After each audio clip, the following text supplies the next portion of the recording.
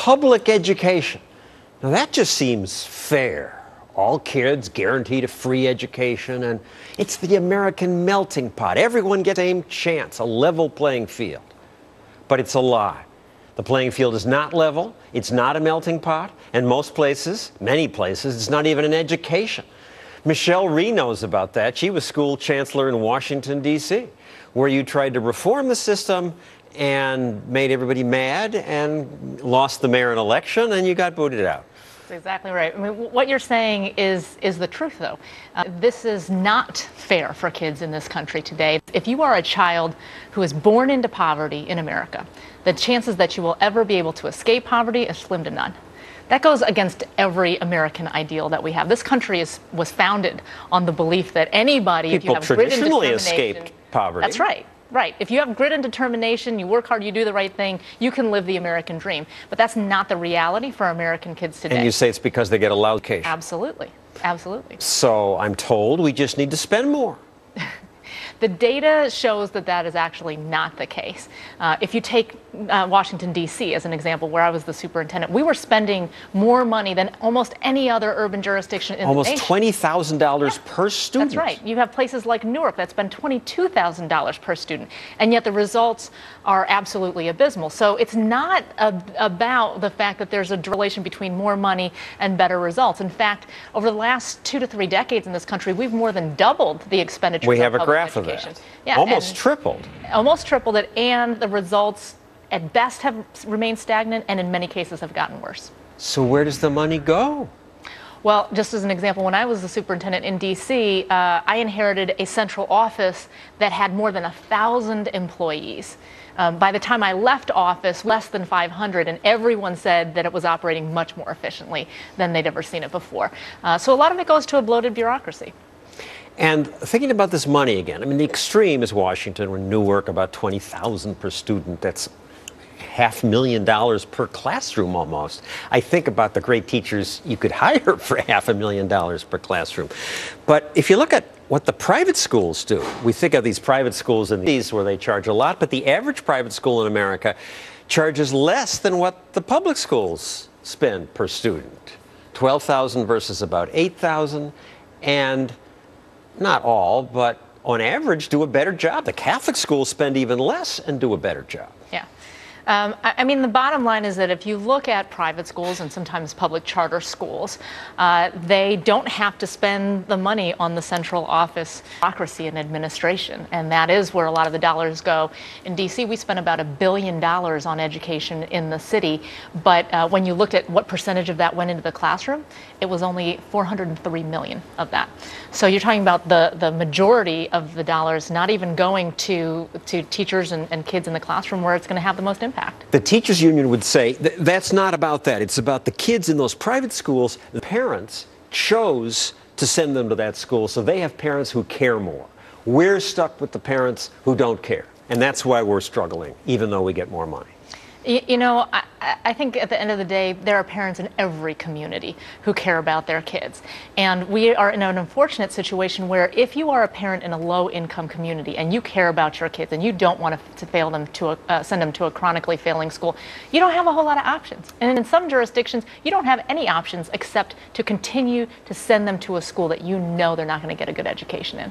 In the ideal world, the money would be attached to the kid, and then your kids could choose and schools would have to compete. But I have to say, I don't like this chart here.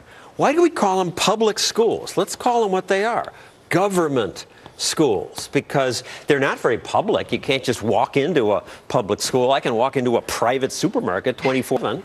It's like everything else the government does, a clumsy, badly managed monopoly that doesn't serve its customers well. Right. Let's call them government schools, not government schools versus private schools.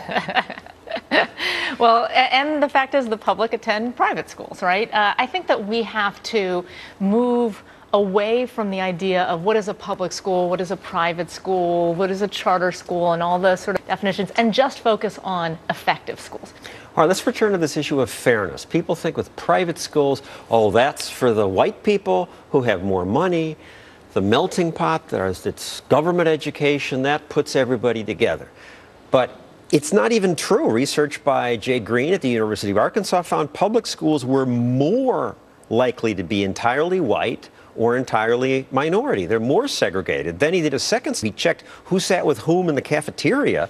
At the private schools, different races were more likely to sit together. For the most part, our public school system is a very segregated school system, and so you have because you're assigned by where you live, by where you live, and typically neighborhoods are segregated as well. So we don't have, to your point, the American melting pot that a lot of people want to believe we do. All right, so you go to Washington, you try to shake things up, you find a loophole, lets you fire some teachers. This doesn't make people happy. One of the few teachers union bosses who's willing to talk to me was the head of the Washington Union, Nathan Saunders, and I asked him about you, and he said you just made people mad. She upset families, communities, students, and teachers. A lot of people got fired.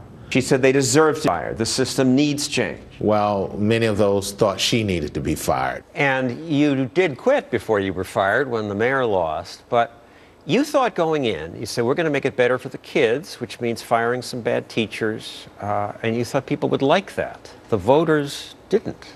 Well, people did like it in many ways. I mean, we reversed a 41-year decline in enrollment in the public school district in Washington, D.C. So for the first time in 4 decades, in my last year, we actually grew the public confidence and trust in what we were doing because people saw the shakeup. They knew that's what was necessary to improve outcomes. Unfortunately, you know, a lot of people didn't like the fact that that we were impacting the security of the contracts and the jobs, et cetera, in the district.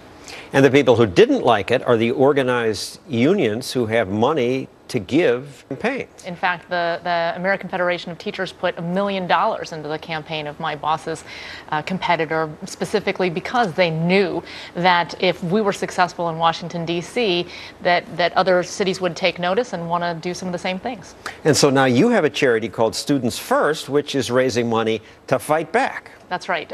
If you look in this country over the last 2 to 3 decades, the education agenda has largely been driven by special interest groups. You have teachers unions, you have textbook manufacturers, you have testing companies, and the problem in that equation is there is no organized national interest group that's advocating on behalf of kids. So that's exactly what we aim to do through Students First. Well, now there is. Thank you, Michelle Rhee. Coming up, our green subsidies fair. Is it fair that the green political class gets rich by feeding off you? And also, is it fair that this guy makes more money than this guy? Actually, I think it is fair.